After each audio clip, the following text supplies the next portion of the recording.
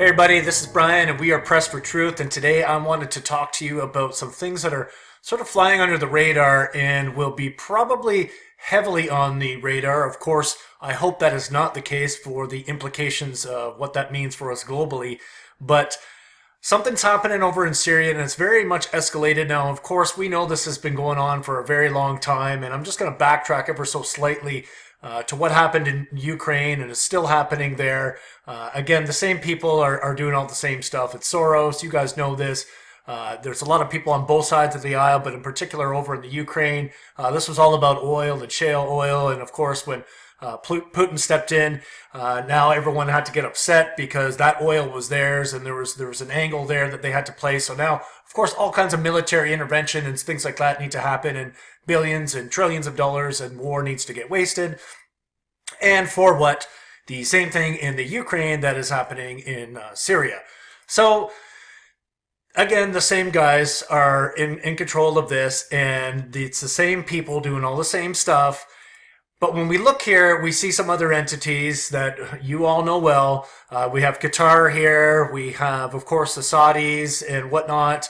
And we did find out in the end that American troops and people and money and taxes were being spent on this war because, of course, those people that funded those campaigns now wanted a return on their investment, which was, of course, those pipelines.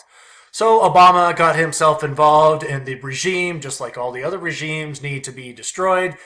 And that was for that reason. Remember, Turkey and Qatar, the U.S.-backed pipeline, and it was really about this. So we saw where all the money went, which is now where all the troops have to be, blowing up everything in sight, possibly heading over here. And nothing ever seems to happen to these guys or these guys here, which, of course, we don't want, but it's just very ironic. And remember this here again.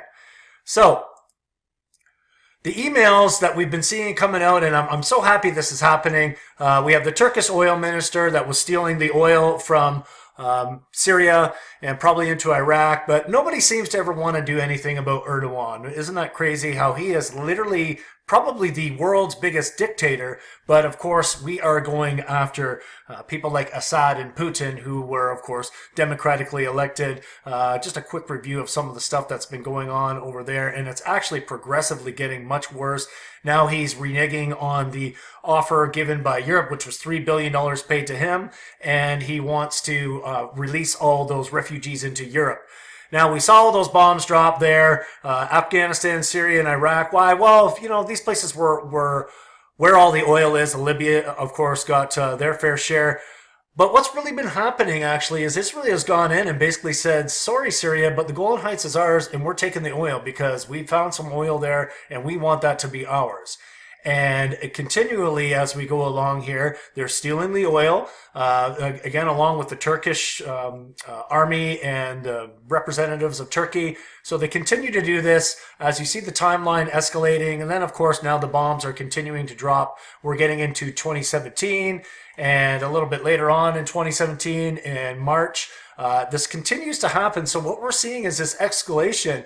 And what I wanted to point out, most of you already know the money coming in there. The U.S. military aid gets dropped into there, into places like Israel and Jordan. Well, of course, this is the reason why, which some of you are probably well aware.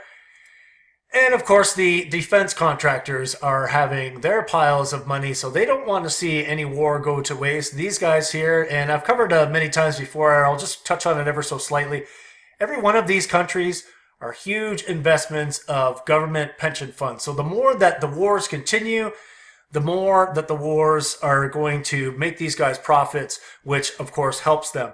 The problem that I see is Trump is very much beholden to Israel, and what I see the most likely probability happening, again, I really hope this doesn't happen, but Israel continues to escalate war and more bombing in Syria, which is of course going to provoke Syria into having to defend itself, which basically means that Russia at some point or another is probably going to get roped in and dragged into this.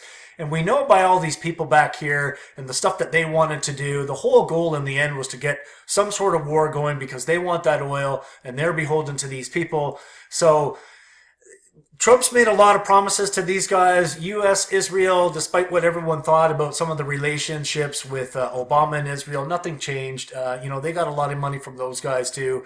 And this really seems like this is going to be a big flashpoint. We have China, we have Afghanistan, still we have all these other places, the Koreas, issues there.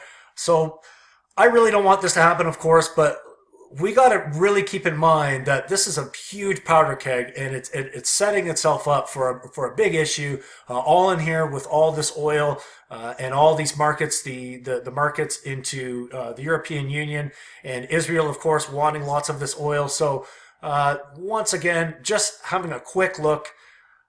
This is a pretty intense situation here, and we really hope that this doesn't escalate, but unfortunately it looks like that might be the angle that gets taken. And I really want you guys to know that we really want to cover this stuff for you. Find us on Patreon. We're on Twitter. Please like and share. And if you consider to donate to us on Patreon, or if you want to be a sponsor, let us know. Thanks so much for watching.